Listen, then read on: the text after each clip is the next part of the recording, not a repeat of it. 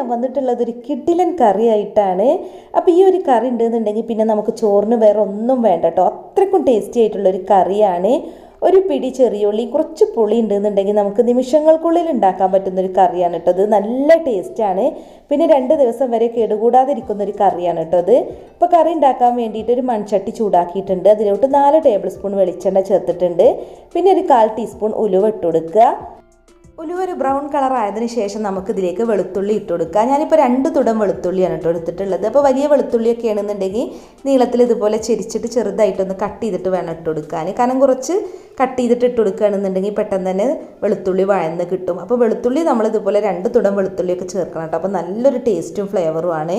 വെളുത്തുള്ളി നന്നായിട്ടൊന്ന് വഴറ്റിയെടുക്കുക. ഒരു ഇളം ബ്രൗൺ കളർ ആവുന്നത് വരെ ഒന്ന് വഴറ്റിയെടുക്കുക. എന്നിട്ട് ഇതിലേക്ക് ഒരു തണ്ട് കറിവേപ്പില ഇട്ട് കൊടുക്കുന്നുണ്ട്. പിന്നെ 2 ദിവസം 3 ദിവസമൊക്കെ കേടുകൂടാതിരിക്കണമെങ്കിലാണ് കേട്ടോ കൂടുതൽ വെളിച്ചെണ്ണ ചേർക്കേണ്ടുള്ളൂ, അല്ലെങ്കിൽ കുറച്ച് ചേർത്താൽ മതി. ഇനിയാണ് നമ്മുടെ മെയിൻ താരം, അതായത് ഞാൻ ചെറിയുള്ളിയാണ് കേട്ടോ എടുത്തിട്ടുള്ളത്. ഇതുപോലെ ഒരു ചെറിയുള്ളി നീളത്തിൽ കനം കുറച്ചിട്ട് കട്ട് ചെയ്തിട്ടാണ് എടുത്തിട്ടുള്ളത്. അപ്പോൾ ഇത് കപ്പളവ് പറയുകയാണെന്നുണ്ടെങ്കിൽ 1.5 കപ്പ് ചെറിയുള്ളിയാണ് കേട്ടോ. 250 ml കപ്പിന് 1.5 കപ്പ് ചെറിയുള്ളി. ഗ്രാം കണക്ക് പറയുകയാണെന്നുണ്ടെങ്കിൽ ഏകദേശം ഒരു 150 ഗ്രാമൊക്കെ ഉണ്ടാവും. അപ്പോൾ ചെറിയുള്ളി കൂടി ഇതിലേക്ക് ഇട്ടിട്ട് നന്നായിട്ട് വഴറ്റിയെടുക്കണം. ചെറിയുള്ളി നന്നായിട്ട് വാടി വരണം. അപ്പോൾ അതിന് വേണ്ടിയിട്ട് കുറച്ച് ഉപ്പിട്ട് കൊടുക്കുന്നുണ്ട്. നല്ലൊരു ബ്രൗൺ കളർ ആവുന്നത് വരെയാണ് നമ്മൾ ചെറിയുള്ളി ഒന്ന് വഴറ്റിയെടുക്കേണ്ടത്. അപ്പോൾ ഞാനിപ്പോൾ 2-3 ദിവസം കേടുകൂടാതിരിക്കാൻ വേണ്ടിയിട്ടാണ് കേട്ടോ കൂടുതൽ വെളിച്ചെണ്ണ ചേർത്തത്. ഇല്ലാന്നുണ്ടെങ്കിൽ കുറച്ച് ചേർത്താൽ മതി. കണ്ടില്ലേ, നമ്മുടെ ചെറിയുള്ളിയൊക്കെ ഇപ്പോൾ നന്നായിട്ട് വാടി വന്നിട്ടുണ്ട്.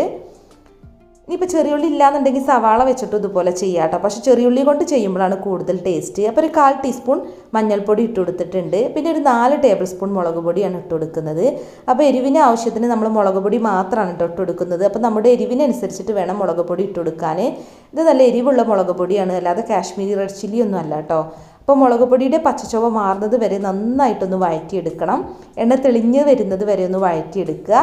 ഇനി നമുക്കിതിലേക്ക് ഇട്ട് കൊടുക്കേണ്ടത് വാളൻപുളിയാണ് കേട്ടോ. അപ്പോൾ ഞാൻ ഈ ഒരു വലിപ്പത്തിലുള്ള വാളൻപുളിയാണ് എടുത്തിട്ടുള്ളത്. ഒരു വലിയൊരു നെല്ലിക്ക വലിപ്പത്തിലുള്ള വാളൻപുളി. എന്നിട്ട് വെള്ളത്തിൽ കുതിർത്തെടുത്തിട്ടുള്ള ജ്യൂസാണ് കേട്ടോ. അപ്പോൾ 2 പ്രാവശ്യമായിട്ട് ഒഴിച്ചിട്ട് വേണം നമ്മളിത് വറ്റിച്ചെടുക്കാൻ. അപ്പോൾ ആദ്യം കുറച്ച് ഒഴിച്ചിട്ട് നമ്മൾ ഹൈ ഫ്ലെയിമിലിട്ട് ഈ പുളിവെള്ളം ഒന്ന് വറ്റിച്ചെടുക്കുക. എന്നിട്ട് പിന്നെ ബാക്കി ഒഴിച്ചു കൊടുക്കുക കേട്ടോ. ഇനിയിപ്പോൾ ഒന്നിച്ച് ഒഴിച്ച് വറ്റിച്ചെടുത്താലും കുഴപ്പമൊന്നുമില്ല. പുളിവെള്ളം ചേർത്തിട്ട് ഹൈ ഫ്ലെയിമിലിട്ടാൽ മതി.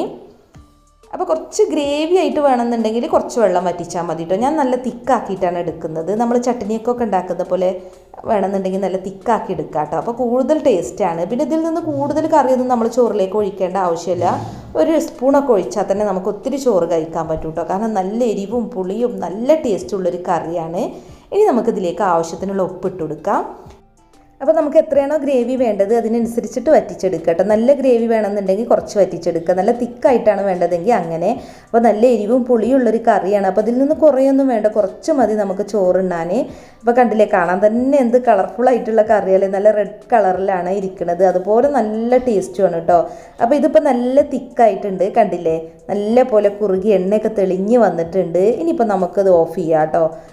അപ്പോൾ നമ്മുടെ കറി കണ്ടില്ലേ, നല്ല അടിപൊളിയായിട്ട് കിട്ടിയിട്ടുണ്ട്. അപ്പോൾ ഇരിക്കുന്നോറും ടേസ്റ്റ് കൂടുന്നൊരു കറിയാണ് കേട്ടോ ഇത്. നമ്മുടെ മീൻ കറിയൊക്കെ അങ്ങനെയല്ലേ, എത്രത്തോളം ഇരിക്കുന്നു അത്രത്തോളം ടേസ്റ്റ് കൂടും. അപ്പോൾ അതുപോലുള്ളൊരു കറി തന്നെയാണിത്. ശരിക്കും പറഞ്ഞാൽ മീൻ കറിയും ചിക്കൻ കറിയൊക്കെ തോറ്റു പോകട്ടെ ഈ കറീൻ്റെ മുമ്പിൽ, അത്രയ്ക്ക് ടേസ്റ്റാണ്. പിന്നെ ഇതിൻ്റെ കൂടെ വേണമെന്നുണ്ടെങ്കിൽ നമുക്ക് മുട്ട പൊരിച്ചതോ പപ്പടമൊക്കെ കൂട്ടി കഴിക്കാട്ടോ. അല്ലാതെ വേറെ ഒന്നും വേണമെന്നില്ല, അച്ചാറിൻ്റെ ഒന്നും ആവശ്യമില്ല. കാരണം ഈ ഒരു കറി തന്നെ മതി ശരിക്കും ചോറുണ്ണാൻ. അത്രയ്ക്കും ടേസ്റ്റി ആയിട്ടുള്ളൊരു കറിയാണ്. അപ്പോൾ നിങ്ങൾ എന്താണെങ്കിലും ഒന്ന് ട്രൈ ചെയ്ത് നോക്കണം കേട്ടോ.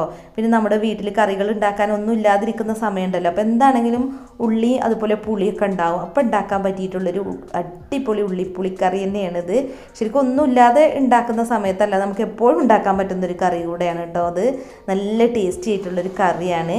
അപ്പോൾ നിങ്ങൾക്ക് ഈ വീഡിയോ ഇഷ്ടമായി എന്നുണ്ടെങ്കിൽ ഒന്ന് ലൈക്ക് ചെയ്യുക. അതുപോലെ നിങ്ങളുടെ ഫ്രണ്ട്സിനും റിലേറ്റീവ്സിനും ഒക്കെ ഒന്ന് ഷെയർ ചെയ്ത് കൊടുക്കുക. പിന്നെ ഒന്ന് കമൻറ്റും ചെയ്യുക കേട്ടോ. അപ്പോൾ ഇതുപോലുള്ള നല്ല അടിപൊളി വെറൈറ്റി റെസിപ്പികളുമായി നമുക്ക് വീണ്ടും കാണാം. Thank you.